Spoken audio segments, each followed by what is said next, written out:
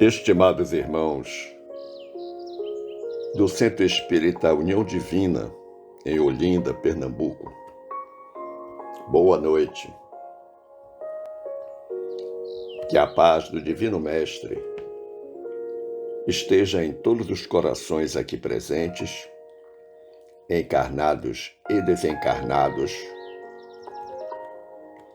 balsamizando dores, esclarecendo dúvidas, enxugando lágrimas, fortalecendo a fé.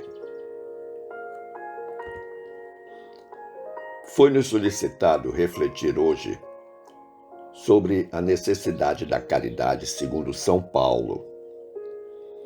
Itens 6 e 7 do capítulo 15 de nosso Evangelho, cuja temática central é: fora da caridade não há salvação. A base evangélica que dá sustentação a esses itens do Evangelho vem da primeira carta de Paulo aos Coríntios, capítulo 13, versículos 1 a 7 e versículo 13. Talvez uma das peças escritas por Paulo mais sublimes. Mas iniciemos refletindo sobre o significado do termo caridade. A palavra caridade vem do latim caritas. Vemos frequentemente que em algumas traduções deste capítulo da Epístola de Paulo, o vocábulo caridade foi substituído pelo vocábulo amor, do grego ágape. Como é sabido, os textos originais do Novo Testamento foram escritos por seus respectivos autores a partir do ano 42 depois de Cristo, em grego koiné, que era a língua franca da parte oriental do Império Romano. A palavra grega ágape, no Novo Testamento, denota especificamente o amor cristão ou a caridade. Outras definições podem ser extraídas, como o amor entre irmãos, o amor de um esposo com as crianças, o amor de Deus para todos os povos. Portanto, compreendamos que os escritores cristãos daquela época descreveram geralmente o ágape, o amor ágape, como exposto por Jesus, como uma expressão de amor que é incondicional e voluntário. Isto é, não discrimina nada nem ninguém, não tem nenhuma pré-condição. Portanto, é algo que se decide fazer voluntariamente. Agora, talvez necessitemos fazer definições e esclarecimentos em torno de amor e caridade. Amor é sentimento que induz a obter ou a conservar a pessoa ou a coisa pela qual se sente afeição. Ou seja, amor é uma afeição forte também por outra pessoa. Amor é algo que expressa sentimento, é algo que sentimos. Por outro lado, a caridade é a boa disposição do ânimo para com todas as criaturas. Pena que se sente, por exemplo, pelos sofrimentos alheios. A palavra caridade também está relacionada com a expressão fazer bem. Ela expressa ação, algo que praticamos, que fazemos. Caridade é o amor posto em prática, donde se conclui que a caridade, quando praticada em sua maior expressão, é um genuíno ato de amor. E o amor também, em seu máximo expoente, não pode nunca faltar com a caridade. O amor, em seu ponto mais alto, consiste em doar-se, em entregar-se a si mesmo. Não é só dar algo, mas dar-se de si mesmo. Neste sentido, disse-nos São Tomás de Aquino que a caridade é um amor de amizade entre o homem e Deus, que constitui a fonte e o motor de toda a vida cristã. Mas o que seria a caridade como virtude? Recordemos que a caridade é uma das 7 virtudes derivadas do poema épico Psicomáquia, escrito por Aurélio Clemente Prudêncio, um poeta romano cristão nascido na província romana da Espanha Tarraconense e que viveu entre os anos 348 e 410 d.C. Esta obra, a Psicomáquia, conta a batalha das boas virtudes contra os vícios malignos. É alegado que a prática dessas virtudes protege a pessoa contra as tentações dos 7 pecados capitais, com cada um tendo sua respectiva contraparte. Ordenadas em ordem crescente de santicidade, as 7 virtudes são as seguintes, com seus respectivos contrapontos. A fé, contra o paganismo e a idolatria. A castidade, contra a luxúria. A paciência, contra a ira. A humildade e a esperança, contra o orgulho e o engano. A temperança, contra a libertinagem. A razão e a caridade, contra a avareza. E a unidade e a fé, contra a discórdia, chamada heresia. Mas existem 3 tipos de caridade ou 3 formas de caridade a serem exercidas pelo homem: a caridade material, a caridade moral e a caridade espiritual. A caridade material está representada pelas variadas formas de beneficência, em que ajudamos as pessoas materialmente com a doação de alimentos, de roupa, de medicamentos, entre tantas formas que são possíveis. Por outro lado, a caridade moral é algo mais profundo. Por quê? Porque exige o dar de si mesmo, diferentemente da caridade material.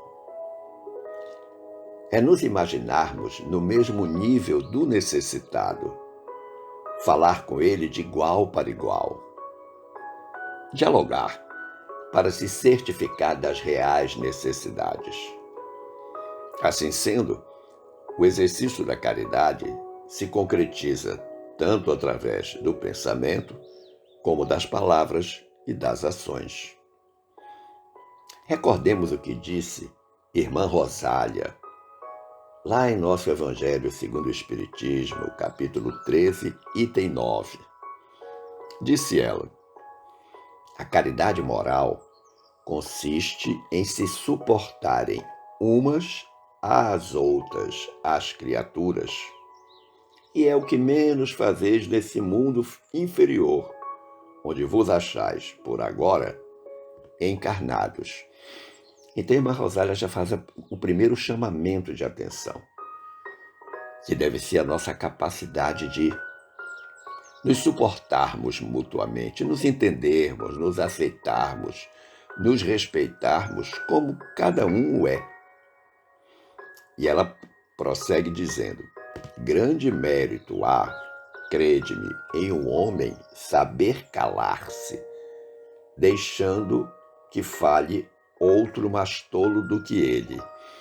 Então, algo interessante nessa frase da irmã Rosália. Deixando que fale outro mais tolo. Então, um já é tolo, o outro é mais tolo ainda. Portanto, quando nós sabemos calar, quando nós sabemos reconhecer o direito do outro de manifestar-se, muitas vezes, mesmo nessa circunstância, nós podemos nos tornar uma pessoa tola. E ela diz, é um gênero de caridade isso. Saber ser surdo quando uma palavra zombeteira se escapa de uma boca habituada a escarnecer. Não ver o sorriso de desdém com que vos recebem pessoas que, muitas vezes, erradamente, se supõem acima de vós, quando na vida espírita, a única real, estão, não raro, muito abaixo. Constitui merecimento não do ponto de vista da humildade, mas do da caridade. Porquanto, não dar atenção ao mau proceder de outrem é caridade moral. É a pura compreensão. E ela finaliza de uma forma sintética, objetiva e muito bonita. Não dar atenção ao mau proceder de outrem é caridade moral. Por fim, a caridade espiritual. A caridade espiritual nos leva a amar a Deus em tudo e em todos. Isso começa com a compaixão, com aquela decisão de ajudar, de suprir, de perdoar, de não nos deixarmos levar pelas características externas de alguém. Chico Xavier dizia que a caridade é um exercício espiritual. Quem pratica o bem, dizia ele, coloca em movimento as forças da alma. Então é algo extremamente importante e significativo. Mas façamos uma reflexão agora sobre o conteúdo da carta de Paulo aos Coríntios. Vejamos o primeiro versículo. Disse o apóstolo dos gentios: ainda que eu falasse as línguas dos homens e dos anjos, se não tivesse caridade, seria como o metal que soa ou como o sino que tine. Nós podemos considerar que esse trecho da carta é um alerta a todos os que são oradores, sejam espíritas, católicos, evangélicos, umbandistas ou qualquer pregador que fale sobre os ensinos divinos. De nada adianta ser belo na palavra e pobre de ações. Nós precisamos manter uma coerência entre o que dizemos e o que fazemos. O exemplo de mudança íntima, de luta constante contra as imperfeições, deve fazer parte da vida de todos aqueles que se dedicam a divulgar a mensagem cristã. Porque fica muito esquisito, muito chato você estar dizendo uma coisa, divulgando o ensino divino, comentando, palestrando, refletindo, e as suas condutas humanas irem na contramão daquilo que você está dizendo. É uma total incoerência. Conhecemos se a árvore é boa pelos frutos, nos alertou Jesus.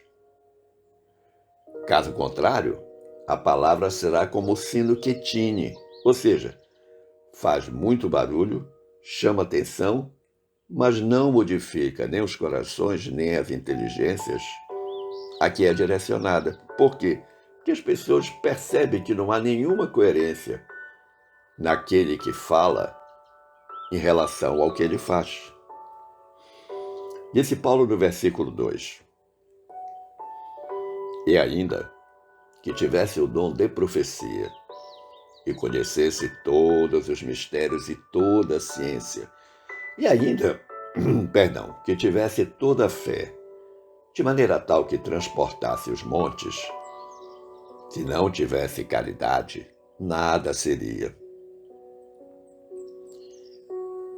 Ter conhecimento espiritual não faz do ser um indivíduo caridoso.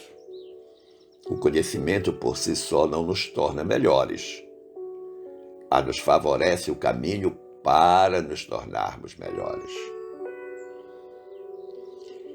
É Jesus mesmo que se disse agradecido a Deus por ter escondido os mistérios divinos dos sábios e os revelado aos simples, conforme a gente vê lá no capítulo 11 do Evangelho de Mateus. Naquela ocasião, Jesus estava se referindo ao sentimento e à fé nos ensinamentos espirituais. Mas consideremos também que a fé não é sinônimo de caridade, pois sem obras, a fé é morta. Segundo nos disse o apóstolo Tiago, em sua epístola, capítulo 2, versículo 17, a fé sem obras é morta. Com a afirmativa de que por mais fé que tivermos em Deus e em nossas próprias forças, nada seremos se não tivermos caridade. Paulo chama atenção, nesse segundo versículo, especialmente para os religiosos, de uma forma geral. Muitos de nós acreditamos que a crença inabalável é porta aberta para a ajuda do alto. Muitos acreditam dessa forma. Porém, se não nos ajudarmos, vamos lembrar lá o que disse Jesus: ajuda-te a ti mesmo e o céu te ajudará. Se não nos ajudarmos praticando aquilo em que acreditamos através do bom exemplo, qual será a vantagem de possuir a fé? Nenhuma.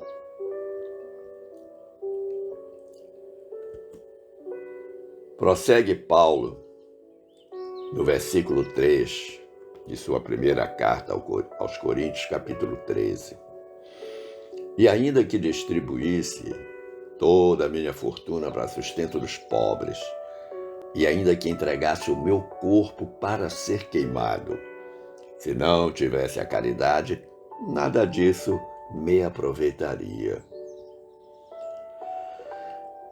Entendamos que dar esmolas e acabar com a necessidade material do próximo é muito importante, sem dúvida. Mas é preciso alertar as pessoas que tudo depende da intenção. Qual é a intenção que subjaz ao ato de doar alguma coisa para alguém? Se fizermos a doação material com o objetivo de aparecermos para os outros, ou então para aliviarmos nossa consciência de algum erro cometido, estaremos nos enganando. Como diz lá o nosso querido Carlinhos Conceição, estou enganando a quem? Além de mim mesmo. Além disso, corremos o risco de ao ajudar o necessitado, mas humilhá-lo com o ar de superioridade que o ferirá com absoluta certeza, com a nossa empáfia, com a falta da simplicidade, com a intenção mais nobre e mais pura. Entendamos que a doação desinteressada deve brotar da compreensão da lei de Deus. tornando-nos irmãos de quem ajudamos e tendo como fim único o amparo e o alívio do sofredor. Prossegue Paulo no versículo 4. A caridade é sofredora, é benigna. A caridade não é invejosa, não trata com leviandade, não se ensoberbece. O apóstolo nos mostra aqui que a verdadeira caridade traz consigo a resignação, que é o entendimento das dificuldades da vida como obstáculos a serem vencidos, objetivando o nosso progresso espiritual. Paulo alia a bondade para com todos, independentemente do momento. Ele diz que a vingança e o ódio corroem o sentimento e turbam os sentidos racionais, enquanto o perdão enobrece o ser. A prudência deve fazer parte de quem busca a caridade, pois ser leviano traz consequências absolutamente inesperadas. E o orgulho humano pode contribuir para o nosso afastamento de Deus. Nós temos que ter plena consciência dessa circunstância.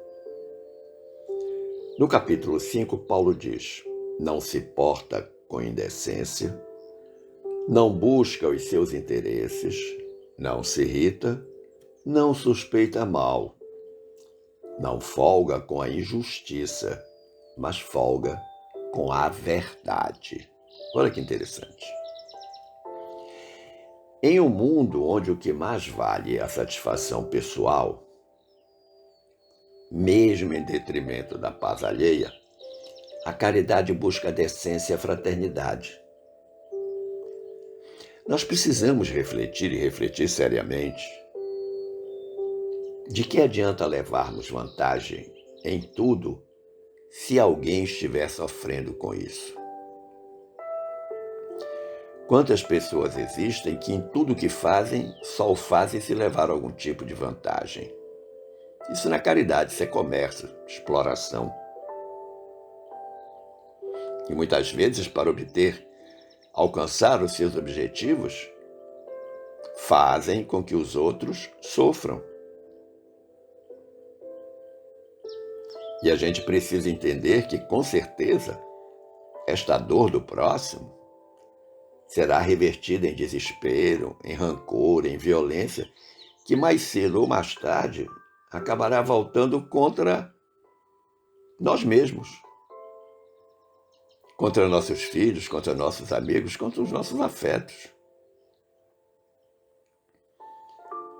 Lembrar também que irritar-se é a melhor forma de perdermos a razão. Por isso é que a sensatez e a paciência fazem parte da caridade e obrigam o homem a pensar antes de agir. Quantas vezes nós ouvimos a frase: "Ah, eu não pensei que isso ia acontecer. Ah, eu não pensei que seria assim." Porque antes de cometer a ação, de fazer a ação, não pensamos.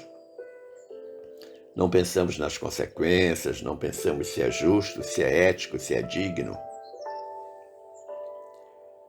No versículo 7, Paulo diz: tudo sofre, tudo crê, tudo espera, tudo suporta. Então, não há regime de exceção, porque ele está utilizando a partícula tudo. Tudo tem sua hora. Bem sabemos. E nós não podemos precipitar o acontecimento dos fatos, porque queremos acelerar esta hora. Saber esperar é próprio da caridade. Saber esperar é ter paciência. Quando o ser amplia sua visão além da vida material, ele vê no horizonte a luz necessária para manter-se animado e vivo. Ele busca na sabedoria cristã o esclarecimento para as suas dúvidas, deixando de lado o desespero. É o caminho do equilíbrio proporcionado pela caridade. Essa é uma forma de praticar a caridade. Sofrer com resignação, acreditar para além da fé, esperar com paciência, suportar com dignidade. Era isso que Paulo estava querendo dizer aos coríntios e a todos nós de uma forma geral. No versículo 13, melhor dizendo, Paulo então encerra dizendo: agora, pois, permanecem a fé, a esperança e a caridade. Mas a maior destas é a caridade. Então ele nos apresenta uma trilogia, fé, esperança e caridade, e assinala que dentre estas três a caridade ainda é a maior, a mais importante. Mudança íntima, humildade, obras, bons exemplos, doação desinteressada, resignação, bondade, perdão, prudência, decência, razão, tranquilidade, sabedoria, justiça, amor ao próximo como a si mesmo. Todos esses atributos morais e intelectuais fazem parte da caridade. E são eles que tornam o espírito dono do seu próprio destino. A fé e a esperança são indispensáveis para uma existência sensata e confiante. E são também assessoras da caridade, que será o sentimento principal a ser buscado pelo homem de bem, libertando-se de seu egoísmo e encaminhando-se para o reino de Deus. E nós precisamos recordar que a carta de Paulo aos Coríntios, a primeira carta de Paulo aos Coríntios, neste capítulo 13, ela reverbera na afirmação de Kardec, que está lá no item 5 do capítulo 15 de nosso Evangelho, onde lemos: todos os deveres do homem se encontram resumidos na máxima: fora da caridade não há salvação. Então é mais do que um aconselhamento, que uma orientação. É uma certeza cristalina. É o norte que todos devemos seguir. A caridade nas suas expressões material, moral e espiritual. Caridade conosco, caridade para com o próximo. Neste mês de dezembro, tempo natalino, encerramento de um ano difícil para todos nós, a caridade para com o próximo se impõe como uma grande necessidade. Muitas são as pessoas que estão necessitando do nosso gesto de caridade, seja ele material, moral ou espiritual. Agradecendo o carinho da sua atenção e desejoso de poder estar novamente com todos no ano de 2022, eu desejo que fiquemos todos em paz com Jesus. Um Feliz Natal e um próspero ano novo a todos.